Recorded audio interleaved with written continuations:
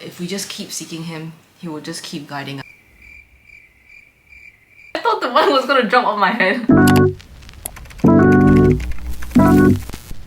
Hi guys. Hi guys.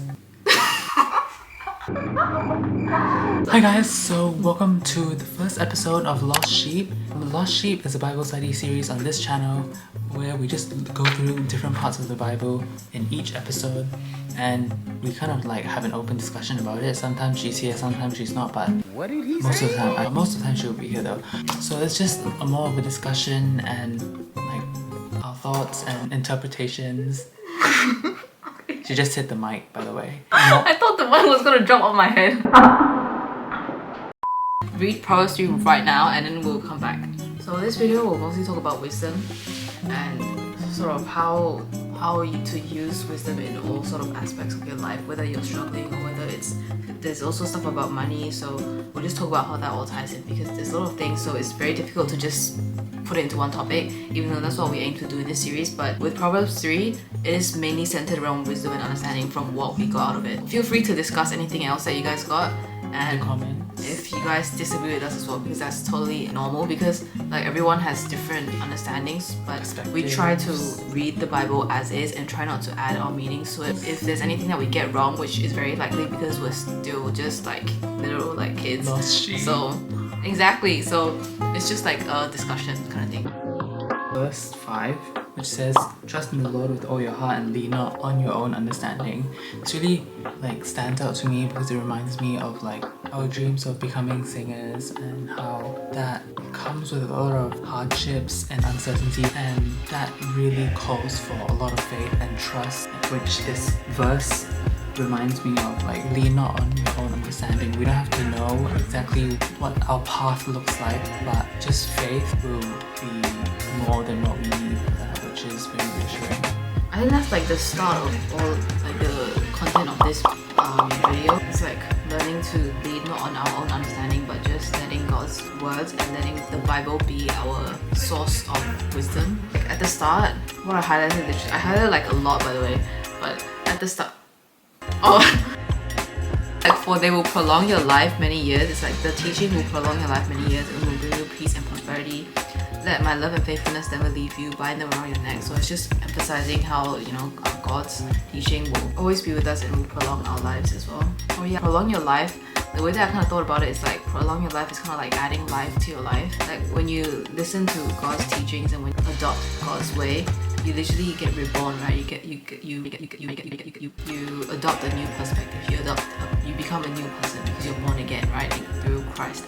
So I think that helps you to add life, even though it might not be adding physical years to your life. It helps you to add life into your life. Yeah, add like purpose and stuff. So instead of just being like surviving, you're actually like living, because you understand what you're living for, and now you have like a creator and you have a purpose.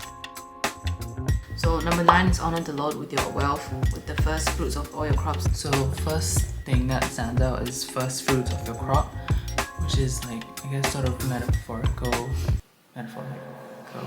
So first fruits of your crops, sort of like equivalent to like your first paycheck or something, like giving to God something that you just got from nothing after you had nothing. Yep. And it's like gives it more meaning. Because if it's your first, and that means before that you had nothing, you didn't get a paycheck before. That's your very first paycheck.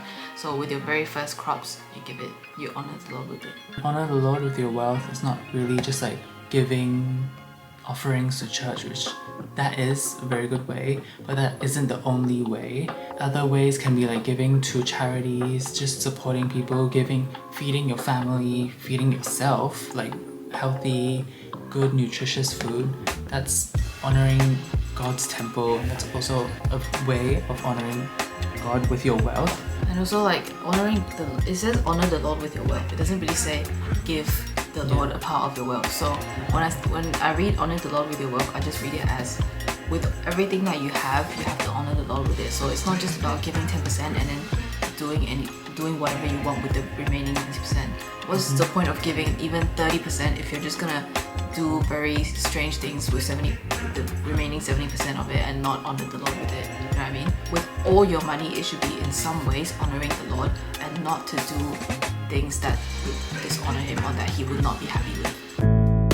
do not despise the Lord's discipline and do not resent his rebuke. So I think this adds into like understanding and wisdom. So it's like, do not despise the Lord's discipline, because the Lord disciplines those he loves, as a father the son he delights in. So I think it's like, when we go through tough times, it's kind of like the Lord's discipline, and we shouldn't despise it. And he disciplines those he loves. It's like, it reminds me of like when you ask God for something, he won't just give it directly to you. He'll give you the means to get that thing. So for example, if you ask God for strength, he'll give you problems so that you can then fix that problem by yourself and gain strength. Yeah, exactly. So for wisdom, for anything that you want, you would have to go through discipline, right? So don't despise the Lord's discipline and understand that it is part of it.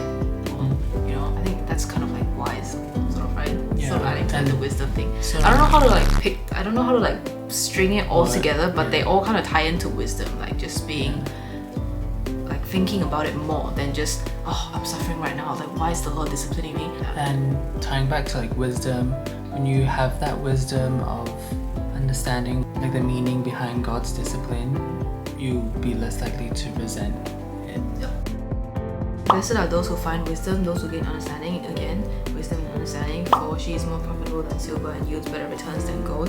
Then it goes on to talk about her ways are pleasant, all her paths are peace. So it just describes it in a really nice way. It's saying it's peaceful, it's nice, because we have wisdom and understanding. So it's not just about doing and just getting, you know, it's not just about getting gold, getting silver, getting money, getting wealth. It's about honoring the Lord with it. It's about having wisdom and understanding. It's about living our life with purpose. My son, do not let wisdom and understanding out of his sight. Again, preserve sound judgment and discretion. There will be life for you. So again, wisdom and understanding helps you with your judgment, helps you with deciding. Then you will go on your way in safety and your foot will not stumble. I think that's the part that really stood out to me and what made me choose this, because again, I don't think we mentioned this, but for this series we'll be alternating, so we'll choose one each, and this one I chose because of this. Then you will go on your way in safety and your foot will not stumble.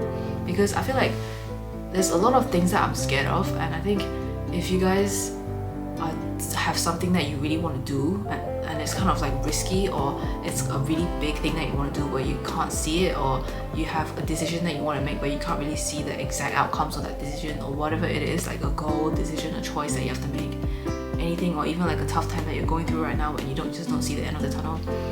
If you just not let wisdom and understanding out of your sight, if you just keep pursuing God's word, if you just keep trying to hear what God has to say to you and trying to get God's wisdom, trying to understand what it is that God wants you to do, then you will go on your way in safety and your foot will not stumble. It's not like there will be no problems or anything. It's just you will be fine. I think you'll always be okay in the end, and if you're not okay, then it's not the end. That really like links in together with the you'll go on your way in safety, because there's a lot of things that I'm still scared of, and there's a lot of things that I'm still unsure of, and I think this just really helps me a lot. Yes. So, and also this chapter by itself is a lot about wisdom and understanding, and also like if you are someone who is unsure, like worried, this is a really good reassuring chapter for those type of problems. And if you have like some sort of like unstable mind condition, like legal mindset. If you're just very insecure about yourself, guys, like unsure about yourself. Yeah, not just about yourself, like maybe about your dreams and about what you want to do, like your current situation or circumstance. And then continuing on with that, have no fear of sudden disaster or of the ruin that overtakes the wicked, for the Lord will be at your side and will keep your foot from being snared. The Lord will be at your side is also very comforting. Like, you don't have to be scared of this sudden disaster, because the Lord is at your side. Not just because we understand or just because we gain understanding, but because the Lord is literally right there with us. If we just keep seeking Him, He will just keep guiding us as well. Like if we just keep asking, He will give. So we just talk to Him, we ask, and then we'll hear.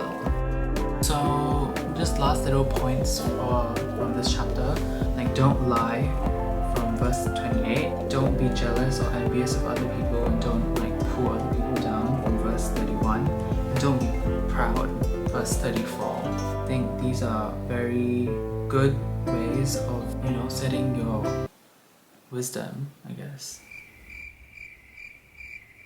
there's a lot of things from verse 27 to 31 that just like little points of like stuff to do. So I think if you really sort of meditate on these words and sort of understand it, it will guide you as well. Like it will add understanding, right? And it will sort of guide you. So I think that's all for today. It might be a little bit rushed, like the way that I talk, but hope you guys enjoy it. But I really would appreciate it if you guys let me know like all your like thoughts and stuff, and just discuss as well. And also comment down any other passages in the Bible that you guys want us to go through, and yeah, just leave down any of your thoughts and comments. And that's all for today's video. See you guys next week. Bye. And there's other. I'm starting with